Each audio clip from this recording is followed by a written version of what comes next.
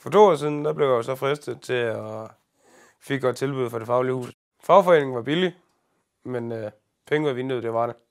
Fordi at blev lukket guld og grønne skov, og ingen hjælp var der at få.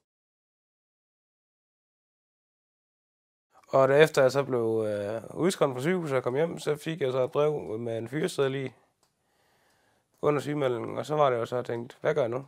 Jeg kom til 3F, og så kørte design for mig, og det gav så 10.000 i fed hyre til mig. Jeg skulle bruge en biside og ringe til Det Faglige Hus og spurgte, om de ville stille op til mødet. Og jeg fik at vide, at det kunne de ikke. Det havde de ikke ressourcer til. Og da jeg så snakker med Det Faglige Hus bagefter, så siger de, ja, men du mangler også for noget løn, men nu har du afsluttet sagen, så nu kan vi ikke hjælpe dig længere. Og så er det jo så, at jeg sidder og tænker, så har jeg nok brugt nogle for billige penge et for billigt sted. Og så har jeg valgt at sige, jamen, hvad der er sparet, ikke tjent, så jeg har flyttet tilbage til 3F. Så jeg ved, at den hjælp, jeg skal have, kan jeg få, når jeg får brug for dem. 3F skaffede medlemmerne 2 milliarder kroner i 2012. Andre fagforeninger vil ikke ud med deres tal.